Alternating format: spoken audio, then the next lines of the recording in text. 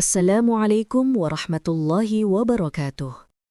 Tahukah engkau bahwa setelah malam penuh keajaiban, ketika Rasulullah SAW kembali dari perjalanan Isra dan Mi'raj, justru yang menyambut beliau bukan pujian, tetapi ejekan dan cemoohan dari kaumnya sendiri.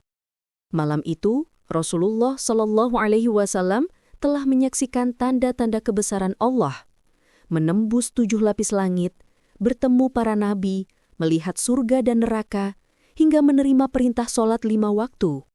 Namun, ketika beliau menyampaikan kabar itu kepada kaum Quraisy, mereka menertawakannya.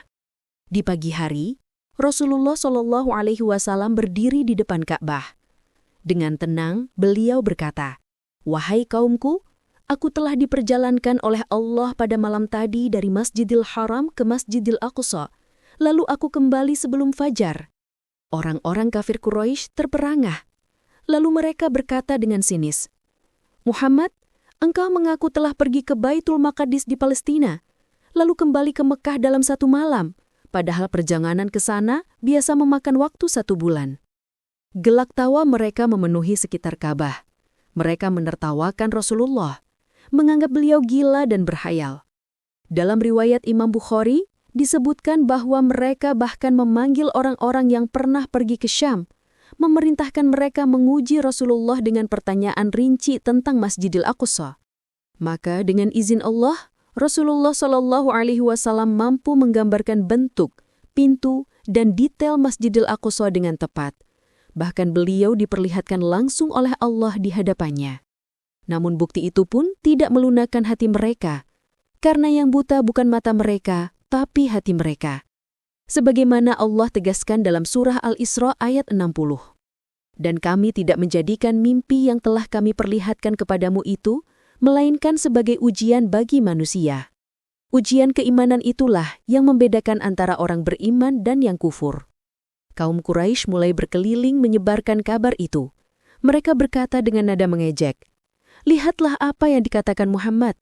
Ia mengaku naik ke langit." Mereka mendatangi para sahabat Rasulullah mencoba menggoyahkan keimanan mereka.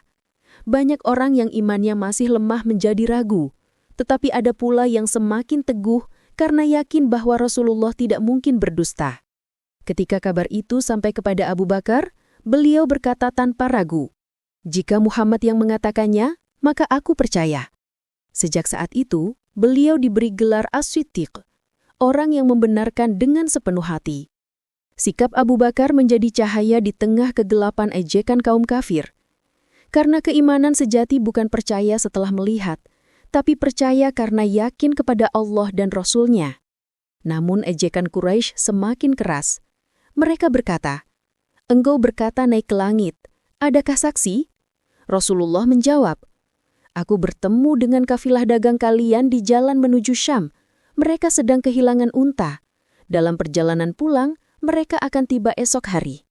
Dan benar, ketika kafilah itu tiba, mereka membenarkan apa yang dikatakan Rasulullah. Tapi kebanyakan kaum Quraisy tetap menolak kebenaran. Karena hati yang tertutup tak akan melihat cahaya, meski cahaya itu bersinar di depan mata.